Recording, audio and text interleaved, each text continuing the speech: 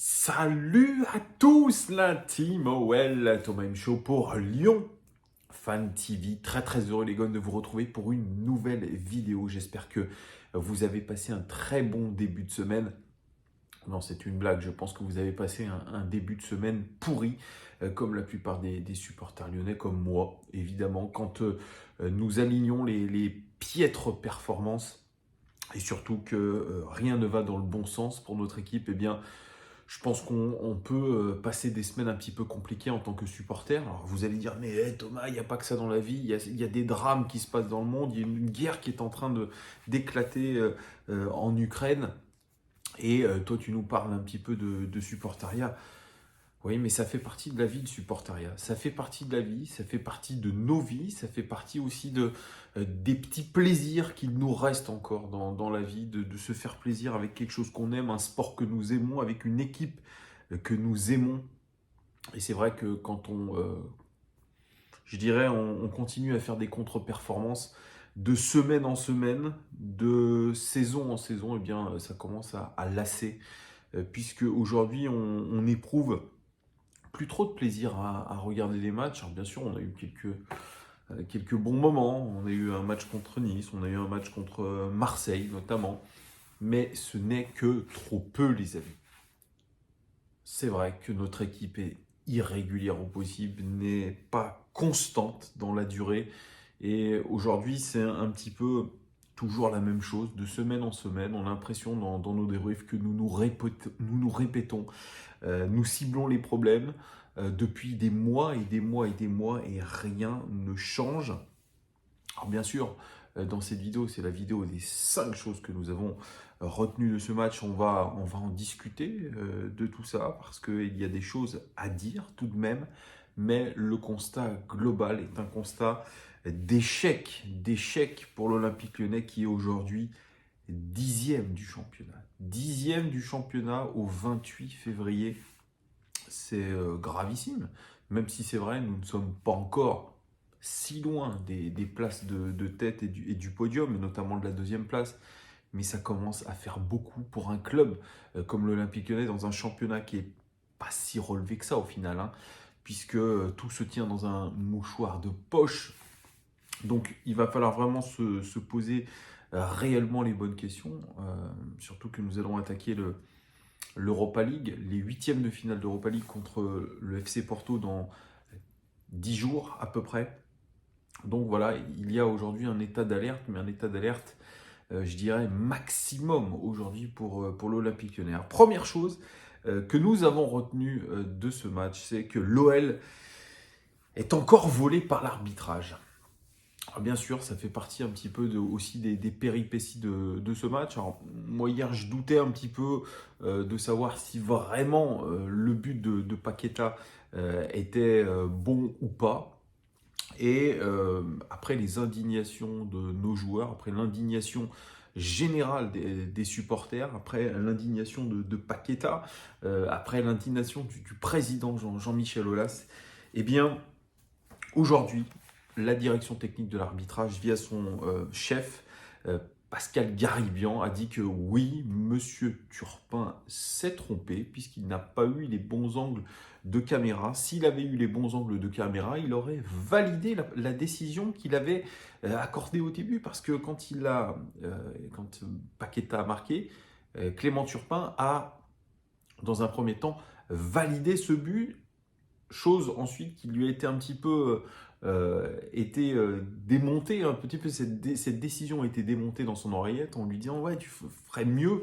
Le camion VAR en tout cas, enfin le camion entre guillemets VAR, lui aurait dit tu ferais mieux d'aller voir les images pour te rendre compte de la situation. Et au vu de l'angle de caméra qu'il a eu, eh bien il a décidé d'annuler le but de Paqueta. Évidemment, aujourd'hui, cette décision est une décision qui n'est pas bonne pour Clément Turpin. Un Clément Turpin qui a souvent été qualifié de pro-lyonnais, et aujourd'hui, ce n'est plus réellement le cas, puisque cette décision, elle est lourde de sens pour l'Olympique Lyonnais, puisque on peut imaginer, comme certains le pensent, je l'ai vu dans les commentaires, comme le pense aussi Jean-Michel Aulas, que si nous avions égalisé, il restait quelques minutes de jeu et que nous aurions pu gagner. C'est vrai qu'avec des si, on peut refaire le monde, mais Oui, c'est très bien, mais moi je fais partie de ceux qui pensent que si on avait fait un match nul, c'était encore une fois de l'arbre qui cachait la forêt, c'était un nul qui avait valeur de défaite parce que nous n'avons pas fait ce qu'il fallait auparavant. Mais ce qui est sûr, c'est que nous ne sommes pas, euh, je dirais, on n'est pas, on n'est pas, euh, on n'a pas le bénéfice de l'arbitrage, c'est clair. Je suis un petit peu d'accord avec beaucoup d'entre vous, que ce soit avec M. Turpin, notamment contre le Paris Saint-Germain, cette décision plus que litigieuse entre Mal Augusto et Neymar, avec l'arbitrage aussi de Stéphanie Frappard aussi, qui nous a pas épargné, dont les décisions sont aussi litigieuses. C'est vrai qu'aujourd'hui, l'Olympique lyonnais, ce n'est plus l'Olympique lyonnais du temps de Lacazette où on disait qu'il y avait toujours pénalty pour nous, que les arbitres étaient favorables pour nous, même si je tends peut-être un petit peu à penser que au fil de la saison, tout ça s'équilibre. Eh bien, c'est vrai qu'on doit se le dire. Là, l'Olympique lyonnais est très clairement lésé par l'arbitrage et qu'aujourd'hui, c'est vrai que c'est inadmissible, puisque la faute a été retenue par Pascal Garibian, le chef des arbitres, qui l'a reconnu la faute, l'erreur plutôt de Clément Turpin. D'ailleurs, c'est pas une erreur, c'est une faute professionnelle à ce niveau-là, puisqu'on parle d'un arbitre international, un arbitre qui arbitre l'Euro, qui arbitre des Coupes du Monde, qui arbitre la Ligue des Champions. C'est un arbitre qui a beaucoup d'expérience, Clément Turpin, et que il a été lésé aussi lui-même par une image, euh, un angle de caméra, il n'avait pas les autres, d'où Clément Turpin n'avait pas les autres angles de caméra. Là aussi, on peut voir qu'il y a une faille dans la VAR, l'utilisation de cette VAR qui était censée enlever en tout cas des interrogations, enlever un petit peu du doute sur certaines décisions arbitrales. Aujourd'hui, on voit que ce n'est pas exactement le cas et beaucoup d'équipes en ont fait les frais et nous en faisons les frais, je dirais pas régulièrement, mais nous en faisons les frais quand même pas mal de fois dans la saison. C'est vrai que Jean-Michel Aulas s'est monté un petit peu au créneau encore une fois parce que l'arbitrage, c'est son dada. Donc voilà, c'est vrai que l'Olympique lyonnais a été volé par l'arbitrage. Deuxième chose que nous avons apprise de ce match, c'est que l'Olympique lyonnais est encore victime de son réalisme affligeant. Oui, l'Olympique lyonnais est victime de son réalisme affligeant. C'est un petit peu moi ce que j'aimerais noter. C'est qu'à l'Olympique lyonnais, ça fait des matchs et des matchs et des matchs que nous avons des occasions incroyables. Hier, on tire 20 fois au cage. 20 fois. Je ne dis pas qu'il y a 20 occasions de but. Il y a 20 frappes de balles. Il y a 8 cadrés. On se trouve dans des situations, dans la surface de réparation, avec des Romain Fèvre, avec des Paqueta de loin, avec des Tino Kadewere. Et aucun ballon ne va au fond avant le but refusé à Paqueta. Aucun ballon ne rentre dans la cage. Alors, bien sûr, vous allez me dire, oh là, le gardien lillois fait un match extraordinaire. Mais pas tant que ça, parce que les ballons vont sur lui. Mais que travaillent nos joueurs à l'entraînement? C'est quelque chose qu'on a ciblé cette saison. C'est un problème récurrent quand vous regardez les expected goals, c'est-à-dire les buts réellement attendus par l'Olympique lyonnais. On devrait avoir 10 buts de plus. Et ça fait la différence au plus haut niveau. Hier, je faisais la référence à une célèbre citation de Aimé Jacquet. Aimé Jacquet, qu'est-ce qu'il disait lors des soirées de Ligue des Champions qu'il commentait dans les années 2000, quand nous étions avec une grosse équipe quand même. Ça me rappelle des très bons souvenirs avec l'Olympique lyonnais en Ligue des Champions, notamment au Bayern. Il disait, quand vous ratez des occasions en Ligue des Champions, ça paye cash. Eh bien, c'est la même chose. C'est la même chose en championnat, quand vous êtes face à des concurrents qui luttent comme vous pour une place en Ligue des Champions. Eh bien, tout ça se paye cash, puisque Lille, hier, n'a rien montré, si ce n'est une très belle action qui mène à son but. Avec bien sûr une erreur peut-être de notre part, ou plusieurs erreurs, mais en tout cas, vous le payez cash. Vous ne pouvez pas avoir 20 tirs, 8 cadrés et pas un but. Ce n'est pas possible aujourd'hui d'être aussi peu réaliste. Il y a un vrai problème. Problème de frappe de balle. À part Paqueta qui a une très belle frappe de balle, à part Emerson qui a fait une belle frappe aussi en fin de match, mais excusez-moi, mais des frappes d'enfants, des frappes de jardin d'enfants. Que vous ou moi, qui sommes des joueurs du dimanche, et ce genre de frappe au five du City, il n'y a pas de souci. Personne ne vous en voudra. À part vos coéquipiers peut-être. Et ils ont peut-être raison. Mais là, que vous soyez à ce niveau-là, et que vous fassiez des semaines d'entraînement, parce que quand vous allez au travail, vous allez en cours, vous allez je ne sais où, eux vont sur les chemins de l'entraînement et font ça toute la journée. Toute la journée, il y a des ateliers de frappe, il y a des ateliers de sang. Qu'est-ce qui est travaillé? Comment ça se fait que le jour du match, il n'y a pas un mec qui va mettre des frappes foudroyantes? Est-ce que c'est le stress? Est-ce que c'est le manque de confiance? J'en sais rien. En tout cas, ce problème-là n'a pas été réglé par Peter Bosz et ça devient pénible. Troisième chose que nous avons apprise de ce match, c'est que Paqueta méritait mieux. On avait dit que Paqueta, c'était le métronome, le baromètre de cette équipe. Et bien aujourd'hui, c'est encore le cas. Paqueta, quand il n'est pas bien, l'équipe n'est pas bien. Hier, l'équipe n'a pas montré un visage si catastrophique.